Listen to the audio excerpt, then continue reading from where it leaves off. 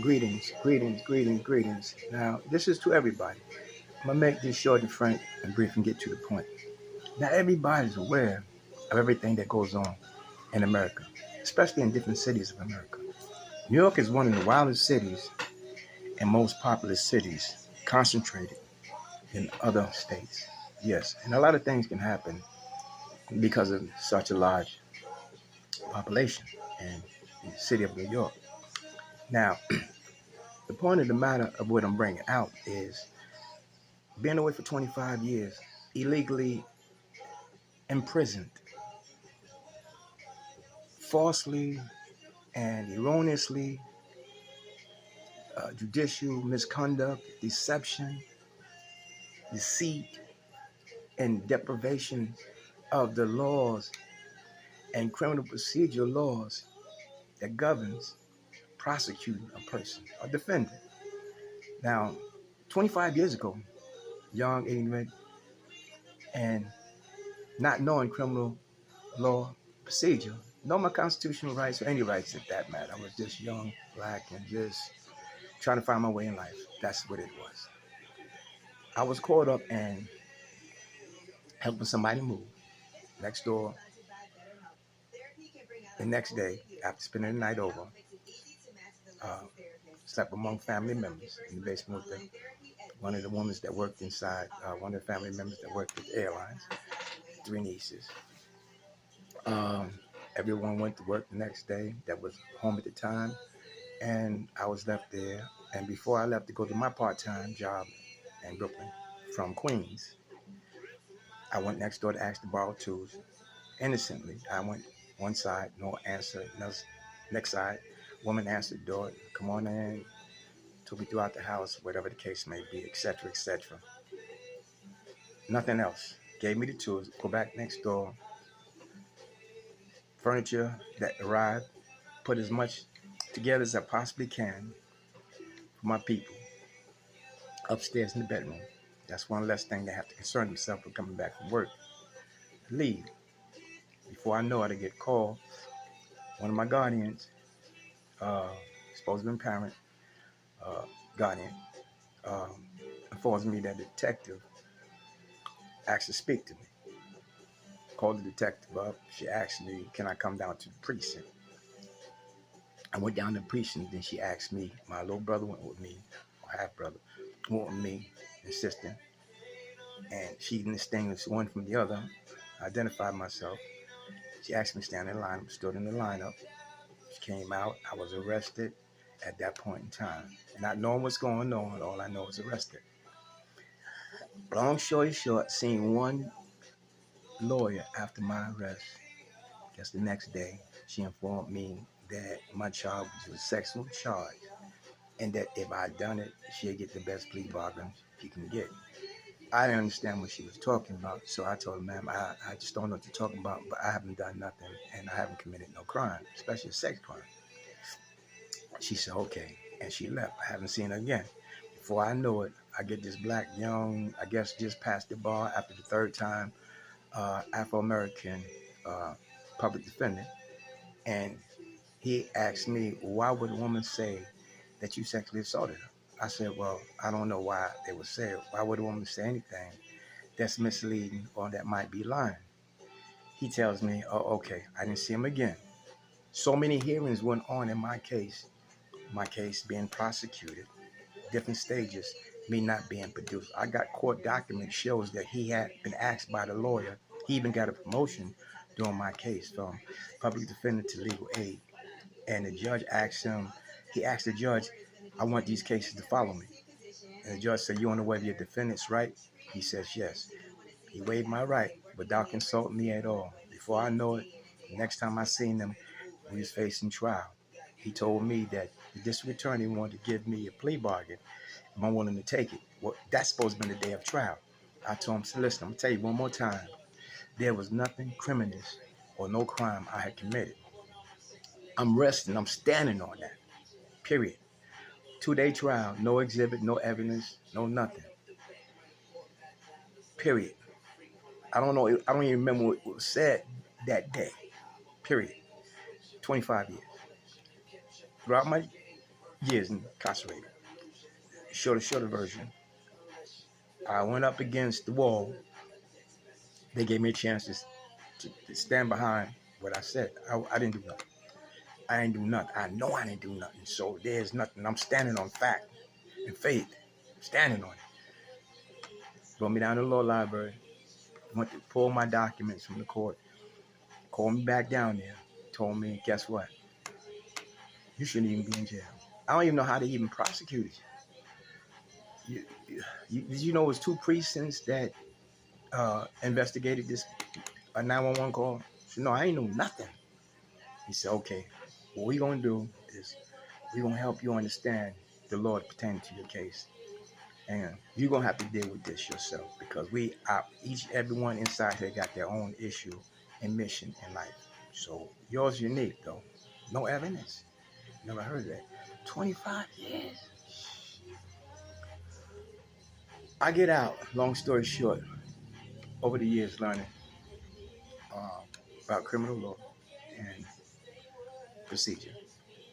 And long story short, forensic testing became a thing that's more common now that lawyers are willing to take cases that deal with testing of evidence than it is cases that's dealing with testing evidence and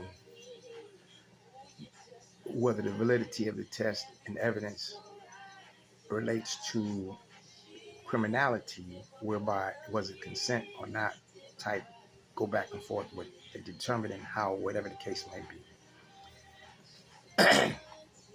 So my approach was that, and had been always from the beginning, well, there was never a crime I committed, so I don't understand how you telling me that you have to look at the evidence. So go back and forth. So many times I approach the court. Of course, I understand there's procedures to it, but there's also law, constitutional law, overriding when there is illegality and misconduct that compromise my due process rights and my rights to a fair trial.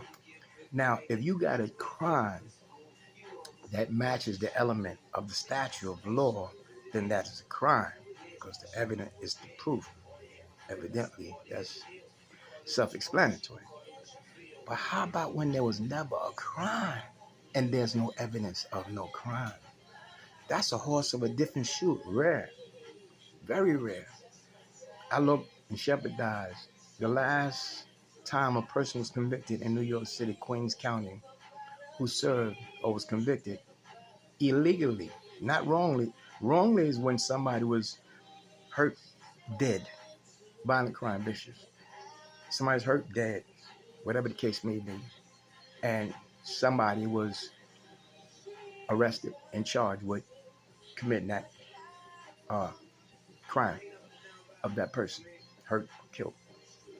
And over the years, it was fight the case, and subsequently so many years, then all of a sudden, like forensic testing came out. That's an outlet for them to come back and say, look, okay, you use this evidence to prove that that's my fingerprint, blood stain, whatever. And come to find out, testing that, because it was a key part of the prosecution, it didn't match. So there's an argument about how we're going to do this now that the key evidence didn't match. And you're trying to get exoneration. We're not really trying to let them go after all this. And they go back and forth on that. So some get exonerated, some whatever kind of deal they work out, whatever the case may be, etc., etc. But when there's a crime committed, see, the prosecution is supposed to prosecute criminality, crimes. Not when there never was a crime. When they see there was never a crime, that person shouldn't have been prosecuted. And according to law, that is a crime. That is illegal. So I'm leaving at this point in time. I don't know whether the person will view it or not. I'm just going to add this to my collection of other videos. I'm trying to give an update because I'm going back and forth with Bryce, who's supposed to be head of the criminal Queens County integrity unit that they investigate crimes of people, cases of people incarcerated that said they were wrongly convicted. Now, he tells me that, oh, there's a lot of people that's locked up. We try to handle them first because I said, look, okay, well, since you're going by that, then I'm still under the same conviction. Did 25 years. I couldn't take a plea bargain. I couldn't go to a therapy group inside there to take responsibility for a crime that never existed. No evidence, fact, or proof. If you had evidence, fact, or proof, I wouldn't even be on this video making this video. We wouldn't even be going through this. My whole stance is that there's no evidence, proof, fact of a crime. I got the documents from the court. I got the documents from the court hearings where I was not produced and it was asked. I got all the proof, misconduct, all kinds of crime, and all kinds of political and politics. Compromise the truth and evidence, the fact that I was wrongly arrested and incarcerated. So at the end of this, and saying that, I'm gonna let it go. And let me finish carrying on. And whoever is listening or view this video, appreciate it. And I wish you the best. And keep your eyes aware of your rights. When don't blame the police when they arrest you, but more so know why you're arrested and is there facts of your arrest.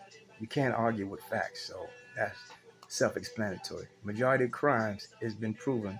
Majority of crimes by and persons arrested for those crimes, it's evident fact that the majority of those crimes were actually committed by the person that was arrested. It's just a matter of whether you want to take a plea bargain, go to court, or trial. Go to trial. So there's rare cases where a person was illegally convicted and there was never a crime. Now there's cases where people was wrongly convicted and there was crimes and the prosecution made it evident that somebody was hurt, whatever the case may be, and that person was just the one that they accused. I went through that because I won a case down here in South Carolina and against my ex, domestic violence.